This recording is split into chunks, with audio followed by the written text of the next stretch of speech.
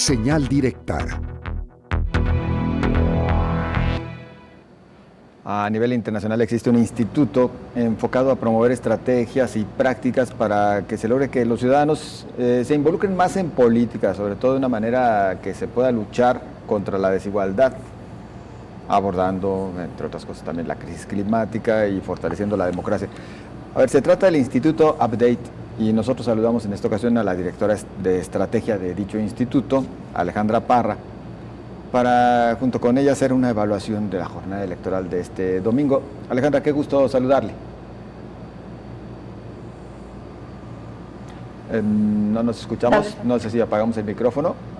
A ver, Alejandra, ¿ya nos escuchamos? Hola, ¿sí? Sí. Yo les escucho. Perfecto. Pues gusto en saludarle. A ver, platícanos un poquito, o entramos de lleno directo, más bien, su evaluación después de esta jornada electoral y los resultados en México. Bueno, muchísimas gracias por la invitación. Efectivamente, pues la jornada, yo creo que lo que todo el mundo ahorita está bastante sorprendido por no solo el resultado de la elección presidencial, sino el gran margen, ¿no? Y creo que acá lo que todavía está en disputa es qué significa. Si significa un rechazo a la oposición, si significa un refrendo a Andrés Manuel López Obrador, si significa una gran movilización clientelar, lo que muchas personas llaman elección de Estado.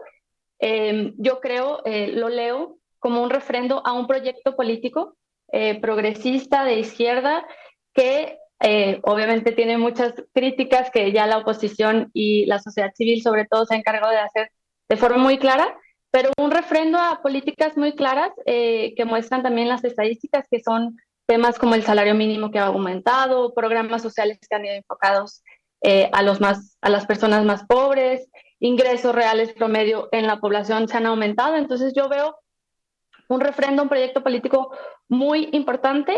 Y por otro lado, un tema que bueno, es el tema que ahorita a muchos nos preocupa y creo que hay que ver cómo lo leemos, también es el tema de la mayoría calificada a nivel nacional, ¿no? En el Congreso, Morena, con su plan C, ¿no? Llamó a votar para tener mayoría calificada en el Senado y en Cámara de Diputados. Ahorita está todavía por confirmarse, pero todo parece indicar que tendremos una presidenta con mayoría legislativa, y eso se puede leer de dos formas. Una, leerlo como con este miedo y con estas ganas de frenar algunos cambios que puedan venir de este gobierno, pero hay otra lectura también, que es que muchas veces los gobiernos, tanto de izquierda, derecha, de diferentes ideologías, han llegado a la presidencia, estos espacios ejecutivos, y por un Congreso dividido no han podido avanzar ciertas reformas.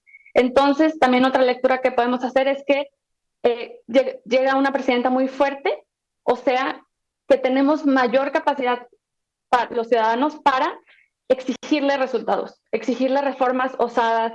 Ya no hay excusas para hacer una reforma fiscal, ya no hay excusas para cambiar muchas cosas que se ha dicho que no se han podido cambiar por culpa de la oposición, ¿no? Entonces, esa es otra forma optimista, digamos, de ver esa mayoría calificada también, obviamente siempre teniendo el cuidado de que no haya demasiada concentración de poder, pero yo creo que sí puede implicar una oportunidad de un gobierno más osado y que se impulsen rápido reformas que puedan ser positivas para implementar el plan de gobierno, que al final fue por lo que la gente votó por Morena y por Claudia a nivel nacional.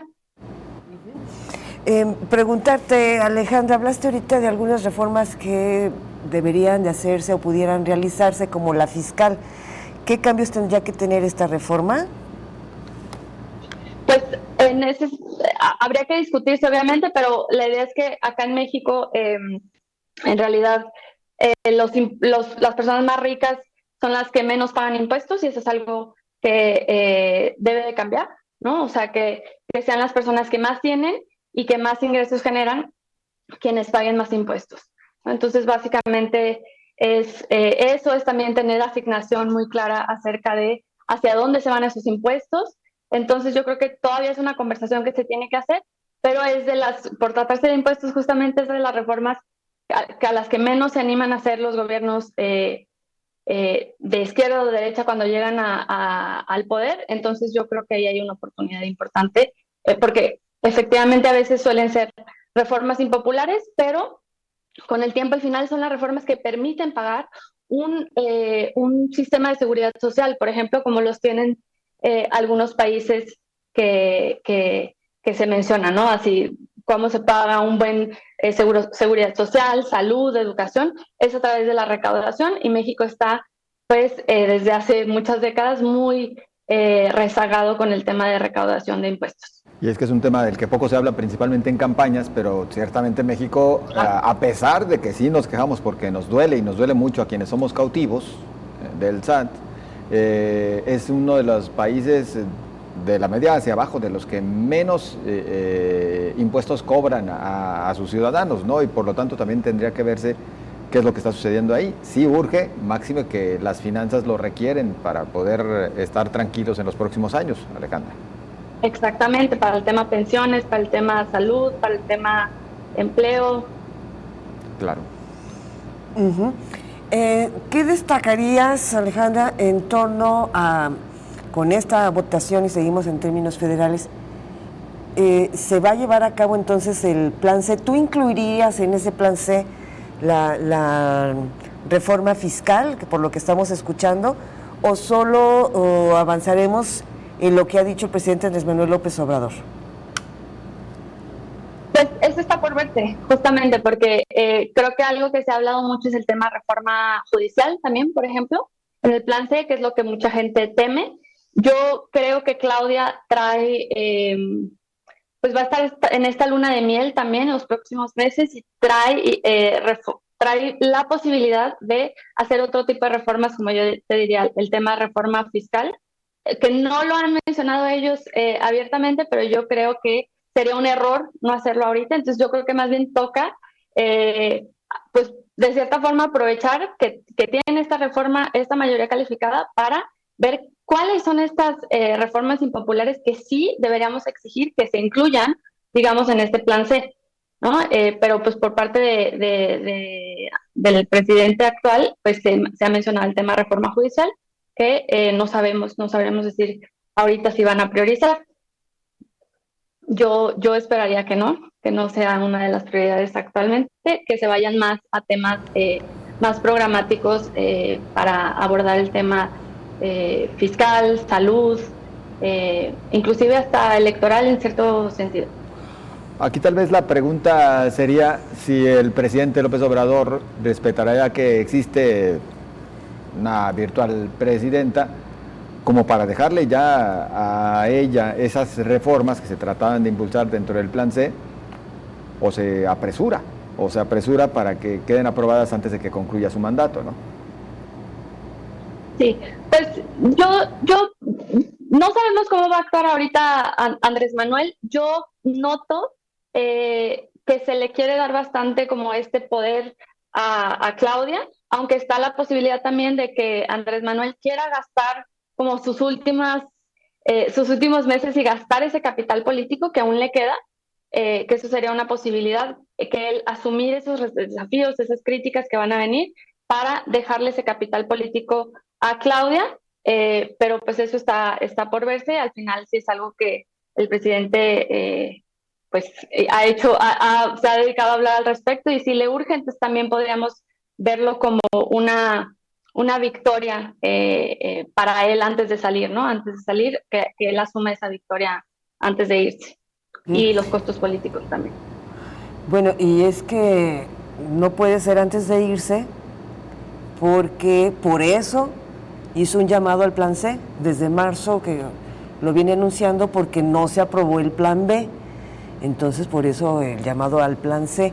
Yo te preguntaría, y ya se nos agotó el tiempo, nos queda muy poquito, es una lástima porque hay más temas, nos enfocamos en este, pero hay muchísimos más, porque sí es polémico, y yo creo que hay que ponerlo sobre la mesa, de las reformas a las que hace señalamiento, que no son populares y necesarias. Ya mencionaste una. ¿Cuáles otras sugieres a través de esta organización que representas? Bueno, en temas programáticos yo creo que es importante abordar el tema de la vivienda, ¿no? De cómo se ha tratado el tema de la vivienda a nivel nacional, de cómo hay que reformar el Infonavit, por ejemplo, acerca de cómo abordamos este tema de la vivienda, también el tema salud, creo que es algo que está muy, muy rezagado. Y bueno, lo que también hemos platicado y que ahí hay más esperanza también en Claudia, que es el asunto de el combate al cambio climático, ¿no? De que eso tiene que ver con temas como protección de áreas naturales, pero también desarrollo de las ciudades, transporte a nivel nacional también, ¿no? Que creo que son temas que pueden, de cierta forma, considerarse como muy, muy básicos, pero es importante que se aborden de forma urgente. Y yo creo que en ese sentido Claudia se ha posicionado bastante fuertemente, mucho más fuertemente que Andrés Manuel. Y también el tema pues de respeto a las diversidades también. Y bueno, hay otro tema pues más sutil que no tiene que tanto que ver con reformas políticas, pero también acerca de cómo se ejerce el poder, ¿no? Desde la presidencia yo creo que se viene una forma distinta, una lógica distinta en la que se va a trabajar, en donde ya Andrés Manuel va a ocupar un lugar distinto en la política nacional, y vamos a ver cómo Claudia va manejando ese liderazgo también y cómo van surgiendo también nuevos liderazgos, que creo que también es algo que es urgente en la política actual, liderazgos de diferentes aspectos políticos, pero que ahorita están completamente desfasados y claramente no atrayeron personas ahorita para este proceso electoral, no entusiasmaron y no lograron convencer. Alejandra Parra, qué gusto tenerte aquí en este espacio, y como los temas no se han agotado, te vamos a volver a dar lata si tú nos lo permites. Claro que sí, con mucho gusto. Muchísimas gracias. Muchísimas gracias a ustedes. Hasta pronto.